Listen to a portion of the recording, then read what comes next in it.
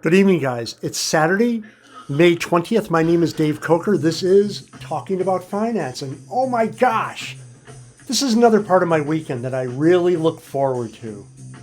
Spending time with you, talking about our common goal to build wealth, but to do so in a pragmatic, in a straightforward, in a low-risk way. Not by trading, not by market timing, but in a process that is as much of a sure thing as you can get in the markets. Investing for dividends. We know dividends are certain.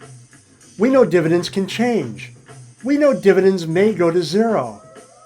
But we also know trying to trade, trying to time the markets are strategies only the desperate or the stupid, the uninformed engage in. The simple truth is building wealth takes time. And we're patient. That's what separates us from people who embrace these get-rich-quick strategies.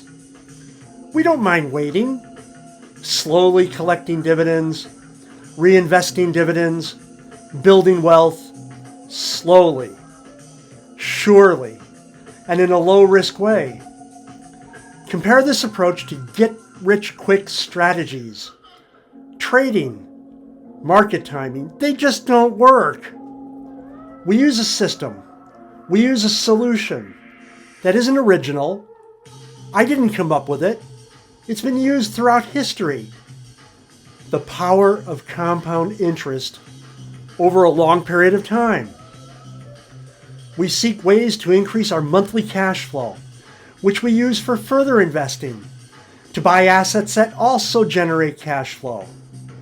So this evening, let's talk about finance. But we'll keep in mind getting rich slowly is the only way to be sure. The S&P 500 closed the week down about 165 basis points up about 165 basis points or 1.65%.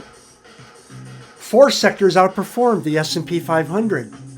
Information technology, communication services, consumer discretionary, and financials.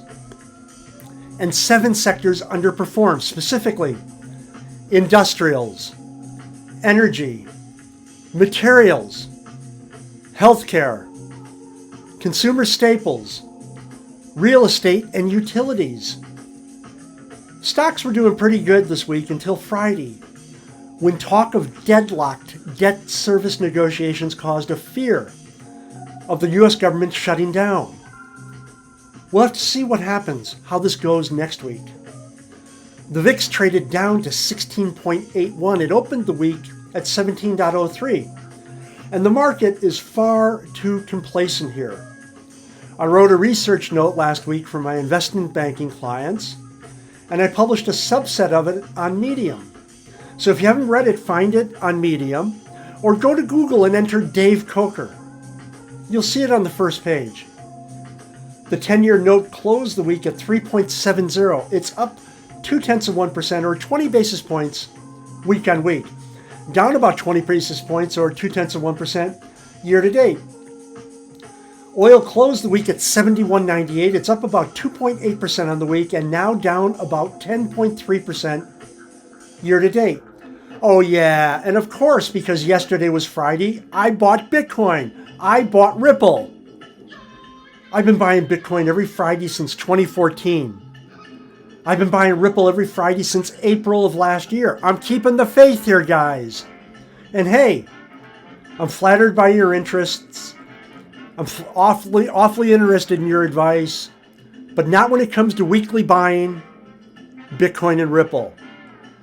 But we're not here to talk about me. Let's take a look at what me and my buddies were talking about all last week. And it's another excellent week. We had lots of fun just bouncing ideas and names between us and trash talking all the self-described experts on social media. Have you noticed there's a whole bunch of these clowns that now claim to be experts in artificial intelligence? My God, absolutely incredible. I know a lot of people on Wall Street. I know a lot of people in the City of London. I know a lot of people in the AI community. Nobody from industry calls themselves an expert. My God, it's the most amazing thing. We are Global Wall Street. And from that Telegram channel and our rich personal networks, we know everybody. Or we know someone who knows someone. This week we're reporting in from Wall Street, the city of London, Hong Kong, Miami, and a few other places that matter. So let's go. 7 slides for 7 days. All right. So the first thing, this was really funny. Actually, a young lady from I shouldn't mention it, but from a bank, a big bank in the States. 2 words. First word is G, begins with a G. Second word begins with an S. Second word ends in S. And I can't tell you who they are, but yeah, she said she doesn't want to go to work because she avoids stress at work that way. Hard to argue or hard to disagree with that advice, but still, I do feel, guys, that you have to love what you do for a job. And if you don't, yeah, you get stressed and you just don't want to do it. It's interesting, you know, the work environment really incentivizes you or disincentivizes you. As you know, these days I'm teaching finance and fintech at a university in London. And I left a university I was at for about 20 years. Why? The work environment got to be really shitty, stressful, caused by little people. And because of that, I just didn't enjoy going in that much. And I wasn't going to quit. I wasn't going to retire. Fortunately, I had been approached by other universities and managed to just right time, right place, close a deal and went to another place where I'm really enjoying it now. But yeah, if there's stress at work, maybe you should just find another job. And that way you don't have to go back to work to that stressful job. It's interesting. You know, bad bosses can really mess up lots of things. It's really amazing. Keep in mind, guys, if you got a bad boss, that guy or gal's got some deep personal problems. It's just the way it is. I've seen it play out so many times when they're bad bosses and bully people and treat people bad. So just find another job and go to a place where you can really throw yourself into it and you don't feel like you're working. And here's another one where we're talking about bad managers, right? Yeah, this is an interesting one. The CEO allegedly, this was in Business Insider, worried about remote workers using AI and doing multiple jobs. So he threatens to increase the quotas. Yeah, I don't know about this. This is more rubbish. I don't quite know what makes a boss bad, but when they start doing threats, you just know they're not really good at it. I got a lot out of people when I was in investment banking, and now I'm running a couple courses at my new university. You don't threaten people. You talk to them. You cajole them. You help them help you achieve goals. That's what you do. This is crazy about increasing quotas. I don't know about that. And isn't this the truth, right? It seems every darn time that I open up to somebody that I just met and mention I work in finance, yeah, they're all ears. They want tips. They want to know what stocks they should buy. Well, you know, give a man a fish, you feed him for a day. Teach a man a fish, you feed him for a life. I never give people stock tips. The only thing I will tell them specifically is buy gold, buy silver, buy Bitcoin, buy European rental property. That's it. Aside from that, I just don't do advice like that. It's really not appropriate to do. But yeah, it's really fascinating how some people just reach out to others and expect us, people who work in finance, say, buy this. And then later on, I'm supposed to say, sell that. It's totally nuts. So just develop your own skills, guys, and you can do it. All you got to do is buy for dividends. That's all you have to do. And you can make buckets of money in the markets. That's how I got, I'm not going to say that word. 4-letter word begins in R, ends in H, has IC in the middle, but I can't reveal it. No, that's how I became financially independent. It's as simple as that. And this is a good one. Yeah, I know. God, yeah. I relate to this in a major way. I say as I go through my budget, because yeah, things have gone up, and you know what's it mean for me? I just got to raise somebody's rent, right? No, don't get that idea. I never raise rent on sitting tenants, and I'm more than adequate cash flow. I didn't like seeing it get reduced by my bigger bills personally, but that's just the way of life, right? And yeah, wouldn't it be sweet not to pay bills? That's what I think every time I have to pay those bills. Wouldn't it be cool if this bill would just go away?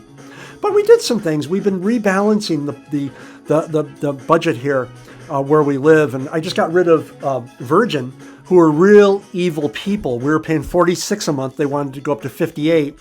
And when I canceled, boy, they did give me a hard time. Holy crap. And I went to a place called Community Fiber. 23 quid a month, first 6 months are free, and it's far faster than Virgin ever was. So yeah, there you go.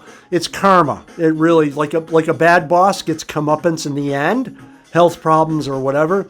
Yeah, bad service providers get comeuppance in the end. And we left them and we'll never go back. And I actually did diss them on Trustpilot because they were just really, really nasty about me canceling because I had the audacity to cancel. But yeah, I'd like all the bills to go away, but they're not. I still have to pay them.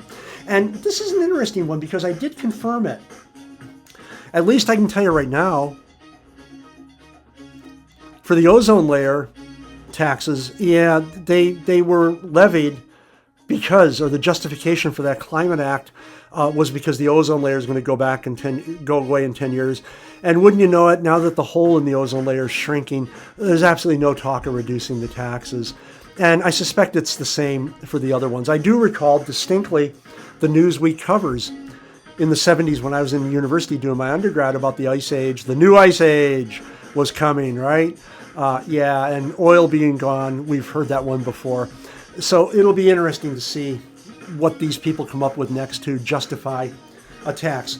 But for people like us, it doesn't matter because we believe in Bitcoin. Just buy Bitcoin, guys. Dollar cost average. That's what I've been doing for years. Buy the same amount, spend the same amount of money every week. I never know. I never check the price of Bitcoin. I never know if it went up or if it went down from one week to the next. All I know is I got less or I got more because I'm spending the same amount of money every week. Oh yeah, and don't talk to your financial planner about it. This is actually true. They will tell you not to buy Bitcoin. And I've told people to buy Bitcoin so many times. People wouldn't do it. And I've lost track of how much. It was easily $25,000 ago when I first started recommending to people, yeah, you should put a little money in this. It looks interesting. Yeah, $25,000 ago. And you know the sad thing is, they ain't got no Bitcoin yet. Yes, yes, yes, they're waiting for it to go down. Then they're going to buy. Oh my God, right? And the age-old question, should you sell? Well, there's only two answers to this. No, but no in red. What are you going to do with your Bitcoin, guys? I never sell Bitcoin. Actually, that's what I tell people, and that's not technically true. I did do 4 sales of Bitcoin when the currency, crypto, was trading north of 50,000, closing in on 67.